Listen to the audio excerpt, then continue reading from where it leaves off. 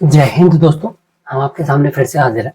बहुत दिनों से एक डाउट आ रही थी काफी सारे लोगों को, तो हमने सोचा उस डाउट को क्लियर कर दें, है ना। और ऐसे समझ आएंगे। पहले तो एक बहुत इंपॉर्टेंट वीडियो पेंडिंग है, ये आपको एक दो दिनों में मिल जाएगा। इसको थोड़ा सा एडिटिंग चल रही थी, इसलिए ये बचा हुआ है नक्शा डिजिटाइजेशन का, ये हम आपको दे देंगे। आज जो हम बात कर रहे हैं वो है त्रुटि के बारे में। जो नक्शा सुधार में या खसरा में त्रुटियां हो जाती हैं, उनको कैसे ठीक करना है और क्या करना है उस पे, उसके बारे में हम बात करेंगे। ठीक है, तो चलिए शुरू करते हैं। हमारा त्रुटि या गलत प्रविष्टियां,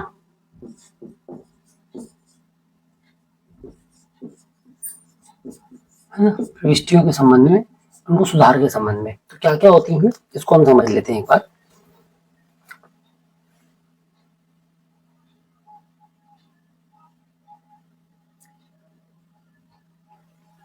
सबसे पहले तो ये समझ लें कि इसको क्या होती है। तो जैसे कि एक खसरा है 4 नंबर, ठीक है।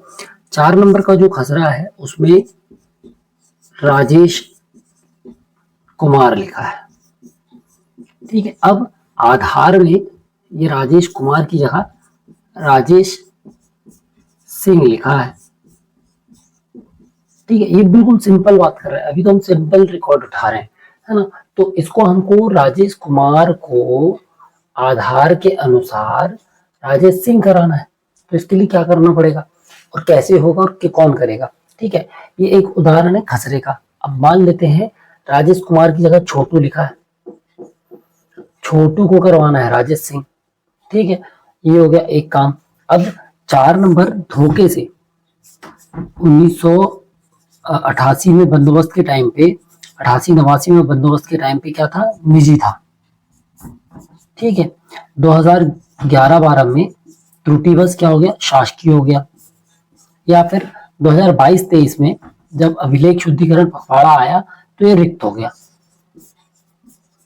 ठीक है। ये सुधार करवाना है हमको, वापस इसको क्या करवाना है, निजी, ठीक है, या इस पे नाम दर्ज करवाना है। एक त्रुटि हो गई। अब ये तो लिप की त्रुटि थी, ये टेक्निकल त्रुटि थी जो कि वेबजीआईएस के कारण हो गई। इसके बाद आती है एक और त्रुटि, क्या, स्वामित्व वाली, सबसे इंपॉर्टेंट जो इस समय चल रही है, सबसे ज्यादा महत्वपूर्ण जो चल रही है वह स्वामित्व की। स्वामित्व में क्या हुआ, जब प्लॉट्स कट रहे थे, प्लॉट्स थे मौके पर 1 2 3 4 5 6, तो अब 4 नंबर का जो प्लॉट था मौके पर उस समय क्या पड़ा था, या तो रिक्त पड़ा था या ताला लगा था, जिसके मालिक के बारे में कुछ नहीं पता था। तो हमको निर्देश थे, हम लोगों ने जैसा आपस में समन्वय करके या थोड़ा सा जानकारी लेकर, मार्गदर्शन लेकर, हमने इसको क्या दर्ज कर दिया, शासकीय। अब कोई व्यक्ति इस पे क्लेम कर रहा है तो हमको उसको क्या करवाना है, निजी। तो इन त्रुटियों के बारे में आज हम आपसे बात करेंगे, ठीक है। तो चलिए शुरू करते हैं, हम अपने वीडियो में चलते हैं आगे।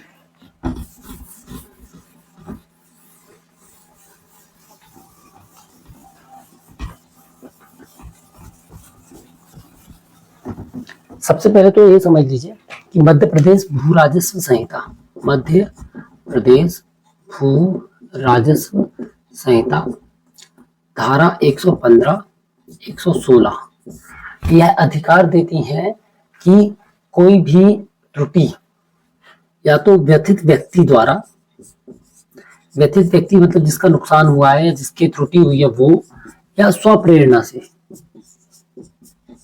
न्यायालय द्वारा संज्ञान में लेकर, कहां पर आवेदन लगेगा इसका, एसडीएम कार्यालय में। एसडीएम कार्यालय में आवेदन लगेगा।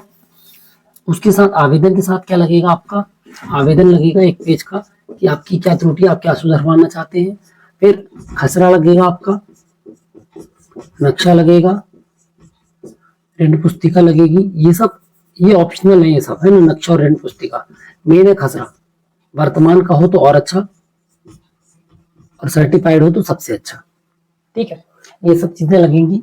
जब ये सब आपके आवेदन लगेंगे, इसके साथ जो सपोर्टिव डॉक्यूमेंट्स हैं, जो इस बात को प्रमाणीकरण करते हैं कि वो डॉक्यूमेंट जो है, जो आप सुधार करवाना चाह रहे हैं, उसके सपोर्ट में क्या है। जैसे नाम सुधरवा रहे हैं तो सपोर्टिव डॉक्यूमेंट में आप क्या लगा रहे हैं, जैसे कि आधार लगा रहे हैं, शपथ पत्र लगा रहे हैं,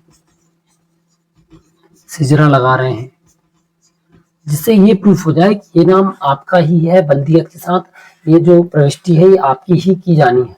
ठीक है, ये हो गया एक आवेदन हो गया, ये सारी चीजें हो गई। इसके आधार पर न्यायालय में आवेदन लगेगा, कहाँ पर, एसडीएम या फिर अनुविभागीय अधिकारी या फिर उपखंड अधिकारी। ठीक है, ये इनके यहाँ आवेदन लगेगा धारा 115-16 में।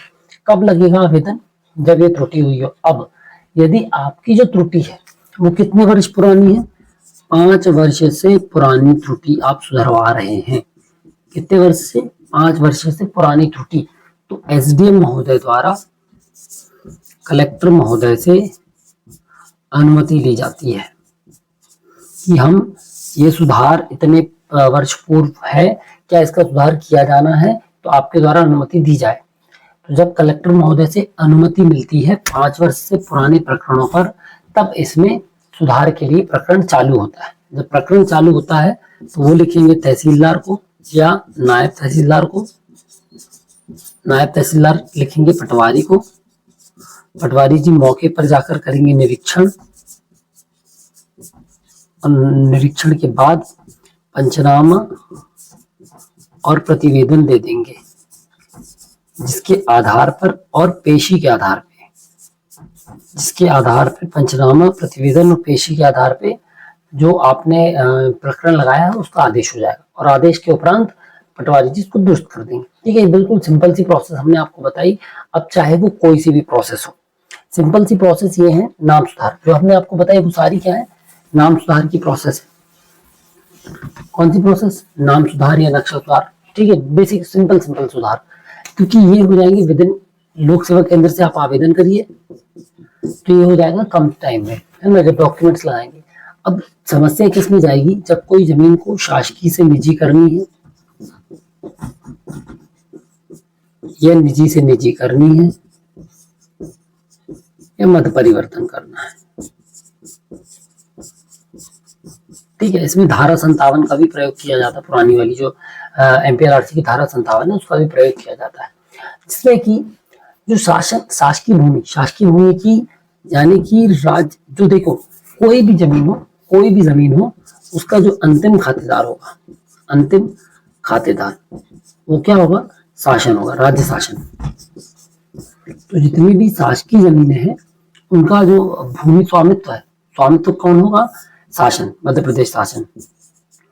तो जो स्वामित्व की भूमि है या जो भूमि का स्वामित्व है उसको बदलने का अधिकार और उसका बदलने की अधिकारिता कलेक्टर महोदय से जाती है, क्योंकि शासन का मत परिवर्तन करना हो या भूमि का मत परिवर्तन करना हो, शासकीय से शासकीय निजी करना हो, तो उसकी अनुमति आपको पुराने उससे लेनी होगी, क्योंकि अधिकतम वो कलेक्टर कोर्ट से ही होते हैं ये प्रकरण। ठीक है, उसके बाद कलेक्टर महोदय द्वारा यदि कार्य विभाजन में वो किसी और न्यायालय को दिया गया हो, अपर कलेक्टर को दे दिया गया हो, तो वो वहां से होते हैं। तो ये इस तरीके के प्रकरण है जिन पर अपन काम करते हैं। अब इनकी अनुमति कहाँ से ली जाती है, शासन, जब, क्योंकि शासकीय भूमि जब प्रभावित होगी तो उसमें जो उसके जो मेन वो है, क्या कहना चाहिए उसको, उसके संरक्षक तो कलेक्टर महोदय हैं। ठीक है, जैसे कलेक्टर प्रतिनिधि पटवारी होता है और उसका पहली दायित्व है शासकीय भूमि की रक्षा करना, ऐसे ही कलेक्टर महोदय की पहला दायित्व है उस शासकीय भूमि का हित प्रभावित नहीं होने देना। तो जब भी ये भूमि जुड़ी होगी शासकीय राज्य शासन की, तो पहले हम सबसे पहले किसकी रक्षा करेंगे, राज्य शासन के हितों की रक्षा करेंगे। ठीक है, तो इन प्रकरणों में प्रक्रिया यही है, बस इसमें आपको दस्तावेज लगाने पड़ते हैं। तो इसमें क्या लग जाएंगे, डॉक्यूमेंट्स, मिसल के डॉक्यूमेंट्स लगेंगे। ठीक है, मिसल डॉक्यूमेंट्स लग जाएंगे आपके, जो अभिलेखागार के पुराने दस्तावेज होंगे जिसमें वो शासकीय से पहले निजी थी वो लगेगा, निजी किस वर्ष में हुई है वो, मतलब निजी से या शासकीय जो भी है ना, वो किस वर्ष में हुई है और किस आदेश से हुई है। यदि आदेश नहीं है तो जल्दी हो जाएगा आपका काम, क्योंकि फिर ये प्रूफ हो जाएगा कि वो लिप की त्रुटि से हो गया। ठीक है, तो ये बात हमने की आपसे, क्या निजी से शासकीय, शासकीय से निजी के सुधार की। अब हम जो बात करना चाह रहे हैं वो है स्वामित्व।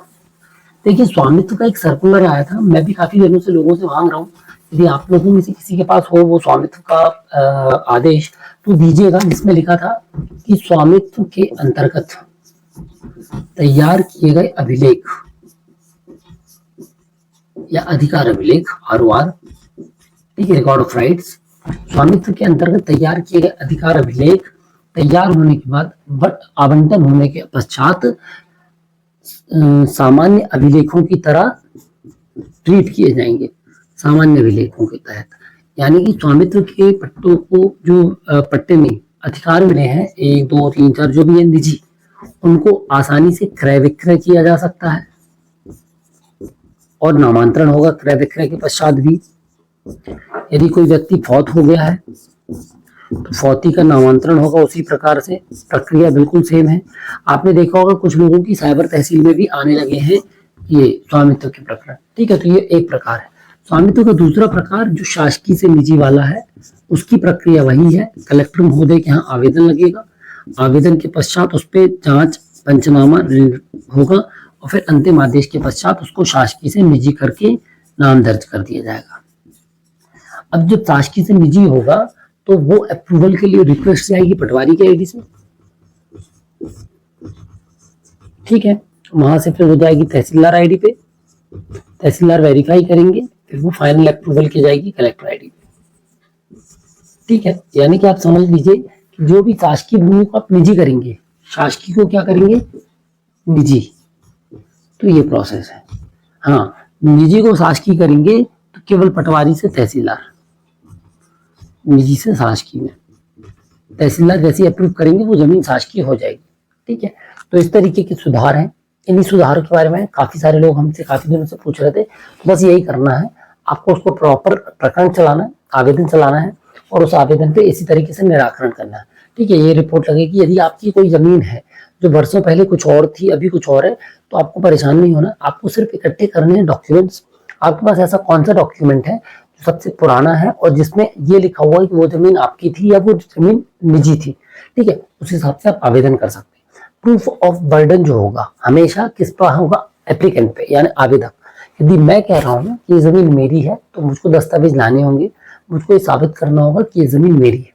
यदि मैं किसी प्रकार से शासन के समक्ष में फेल होता हूँ और ये साबित नहीं कर पाता हूँ कि ये जमीन मेरी है, तो ये जमीन मेरी मतलब मैं न्यायालय से लड़कर ये जमीन अपने नाम पे नहीं करा सकता, ठीक है। तो ये बिल्कुल सिंपल सी बात थी, ये हमने बात कर ली इसकी।